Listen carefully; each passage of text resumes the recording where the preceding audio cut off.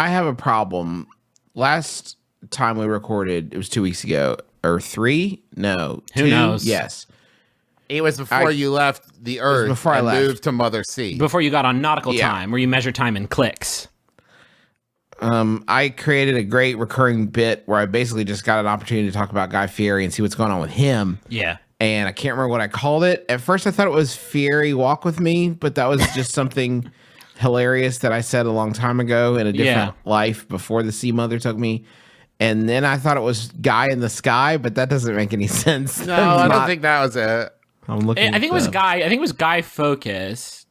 Guy Focus. No, Guy Another Day. Guy Another Day, I think it was. Yes. And then I have an important Guy Another Day update. Although I kind of want to. This is called Guy Another Day / Fieri Walk With Me because I don't want to lose either one of those. They're both very good.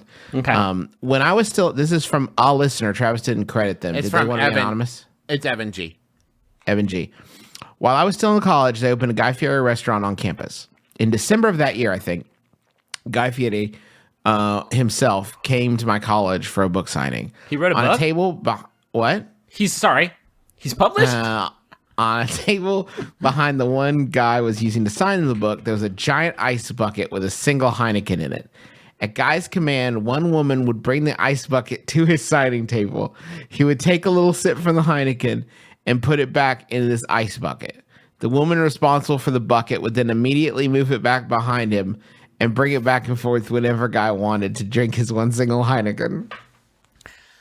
This is a lot. It's a lot to take in.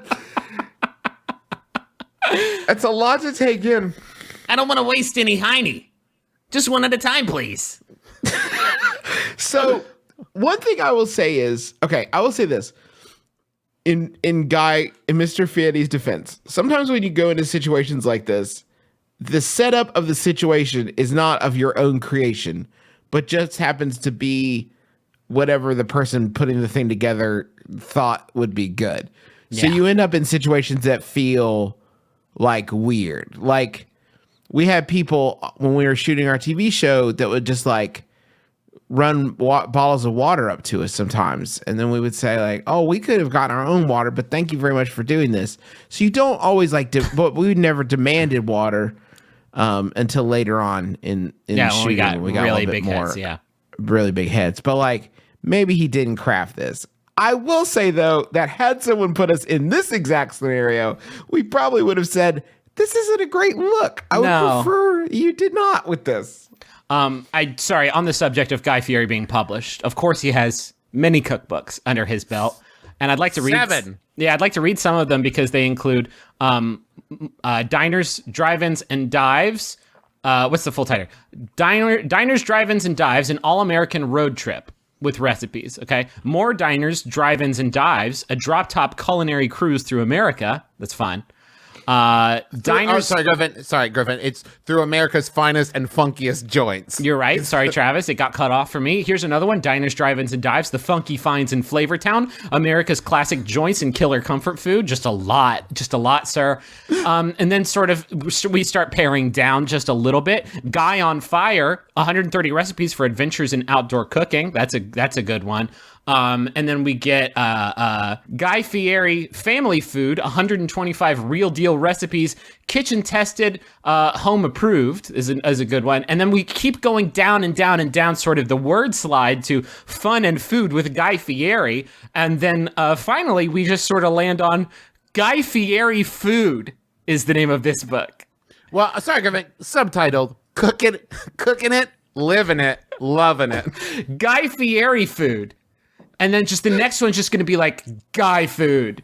And then finally, Slop is the final one, the final entry. These are all available on Amazon. You can get all. 6 books, and then the 7th is the book and DVD bundle. And just a word of warning, Guy Fieri Food, Cooking It, Living It, Loving It isn't a cookbook. I think it's like a dark and gritty detective novel. With himself as the detective, and I would read that so fucking hard. Are you kidding me? Yeah. Private Guy. Private Guy. Excellent job. He's eating food. Private Dick would be just, I guess. Listen. I don't know that. I shouldn't say these things. No, he has a very secret dick. I understand. I've never seen Guy. Hey, raise your hands if you've seen Guy Fieri's dick. I bet it's I'm a reading pretty this small book club. from scratch. It's the unauthorized history of the Food Network, and I'm just entered the dawn of Guy. And they said that there's a whole section about how he was a little green when he started, in that he didn't really know what a diner was. He thought it was like code for a hamburger restaurant because he didn't grow up around a lot of diners. And also, when he were filming one of the early episodes, a chef referred to chicken soup as Jewish penicillin. And Guy Fieri just lost his fucking mind because he thought the chef made that joke up. So he was just like losing it at this hilarious joke. So that's been Guy in the Sky / Fieri Walk with Me / Guy Another Day.